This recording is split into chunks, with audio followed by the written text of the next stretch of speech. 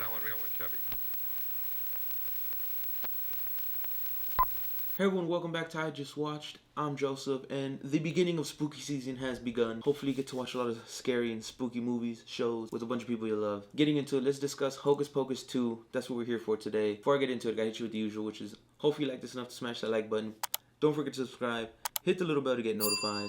Spoiler warning if you haven't seen it yet. Let's discuss Hocus Pocus 2. So, pretty sure I made it clear I was nervous. That spooky season intro with like the Disney and the eeriness, and then you hear the music. Right off the back, I was like, oh, I love it here. I was like, yes, this is great. And then basically the greatness very quickly shifted. I do not like this movie. I don't think it has a lot of redeeming value. Yes, I love seeing the Sanderson Sisters back. I truly do. But this movie overall felt like a giant parody of the original, where the original one has some cringe moments in it and has some parody style moments in it.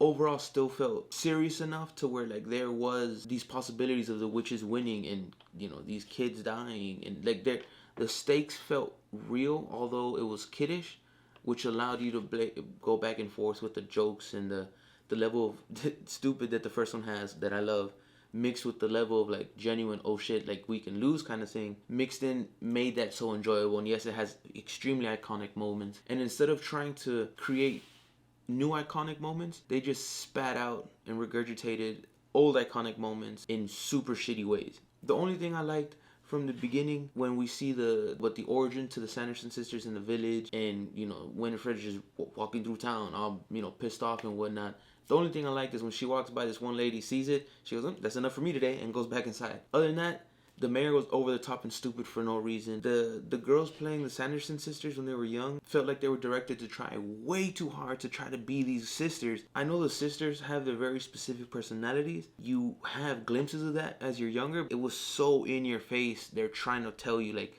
they've been like this the whole time. Like she's this, I was like, I know that. It could have been done in a subtle way. It would have been better, in my opinion. I didn't like that. And then, more importantly, the fact that they get the book from another witch bummed me out, because in the first one, it stated that the book was given to her by the devil himself. And I wanted to see that. I thought it would have been cool to see. It didn't have to be Satan with a pitchfork and rah. It could have been a shadow or some kind of, could have gone the goat fashion. We are in Puritan Salem and shit. A goat could have led him to the book, or something like that. I would have preferred that versus just this old witch, just to give us that foreshadowing that she did the spell that you're gonna do. That's why her coven isn't here anymore. The way they brought him back was just the kid who witnessed it, learned and read the book, and made a black flame candle, and then redid it. The sequel book, I like that story, and I think you could have taken part of that story and really done a better version of this versus what we got. Because they show up and out of nowhere they're set on vengeance for the ancestor of the mayor, or the reverend, who is the mayor now, just because he's ancestor. But I'm like, okay, this is new. Like, why would they care about him? He shunned them,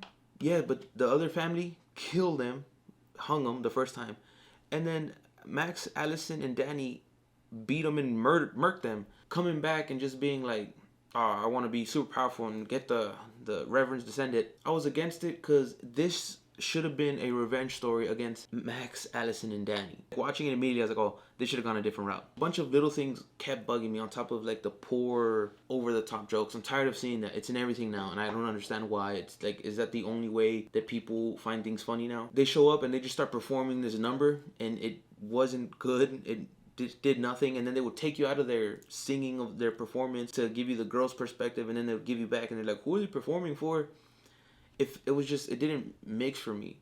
They were trying too hard to be like the original, but more so, and it backfired big time to me, sadly. Why were they watching the original movie on TV if the original movie happened and that is actual events? It wasn't something that was made up. It could be now, what is it, 30 years? I mean, it could be a legend, a story, but they were literally watching the movie. You had characters reprising, like playing cosplay of the originals, like the moms, Madonna, the devil and his wife with the curly things in her hair. There was a bunch of that in the background, which would have been neat to see if everything else was better. But seeing it inside of the mess that I think we got, it just made it worse. It made me see it and be, you had nothing original, so you just dressed random people in the original characters, put the original movie on TV for some random couple. There was no sense of trying to be original, trying to push the story. There felt like there was no stakes at all. The focus on the new girls and her powers with her coven made no sense. And then in the little Polaroid you get in the beginning,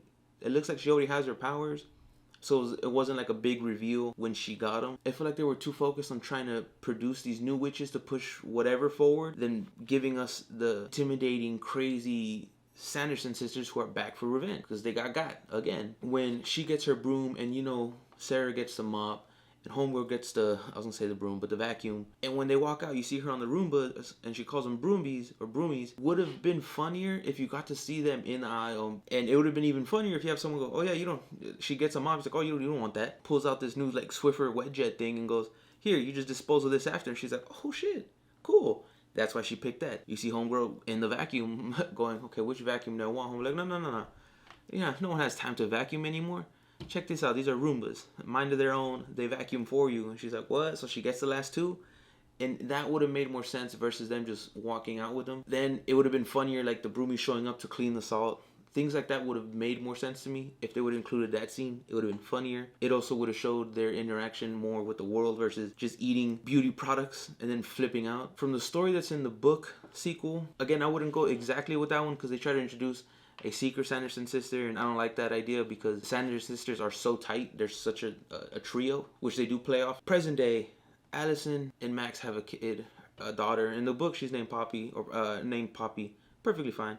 Poppy could be your star. They have a wacky aunt named Danny, and Poppy, like in the book, could be super against spooky occult shit because her parents and her aunt are so much about it. Danny should be running that house to take care of it, knowing that it's something that, can come back. It's because Allison's parents, as far as I know, I would assume owned it because they used to run that gift shop and whatnot. It would make sense for them to continue to take care of it, especially now knowing that the witches existed. Even though they beat them, make sure no one else made the same mistake. And then you go down the road where Poppy's best friend, I think, is Trevor in the book, and her crush is Isabella, and just have the same little trio and have Isabella be like super into it, accidentally find the real book versus having it on display again. They open it and it book tricks them into summoning the sisters again. And then going along the lines of the story in the book, instead of just unleashing the sisters, they open a portal that allows all witches from hell to possess bodies. And that's what takes Allison and Max to swap. They go to hell, the sisters come out. That story would have been crazy. It would have been intense. Them trying to figure out how to save their family, their friends, and putting the sisters back and bringing their family back. Like, that would have been fun. It would have been interesting to see. It would have made more sense on screen. They would still would have had a love and attachment from the original because we get to see originals now. And it would have gave us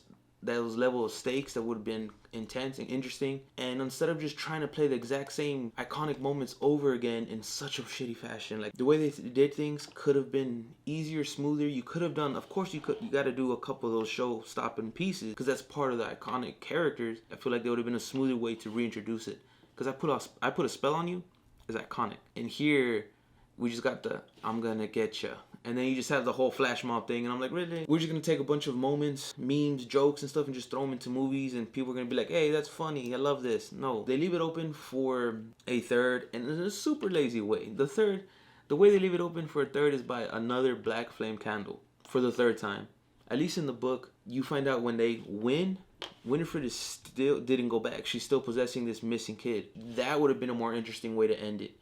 They send the two sisters back. They send the rest of the witches back. They close it. They think they've won. And like in the first one, when they think they won, they're just chilling. That's when Winifred in this possessed body could have stole the book and disappeared. And she would bring her sisters back. And then boom, you push into the third one versus just another black flame candle. I want to hear your thoughts. Have you seen it? Are you going to see it? Honestly, it's on there so you can watch it. But it really made me sad. Too much of it was just bad for me. And I didn't expect it to be amazing or blow me away. I was just hoping to enjoy it. That was literally my bar. My bar was just to enjoy it. And I couldn't even do that. I want to hear thoughts, comments, questions, concerns, requests. I love the original so damn much. Let me know down below. Until next time, stay safe, be well. Adios.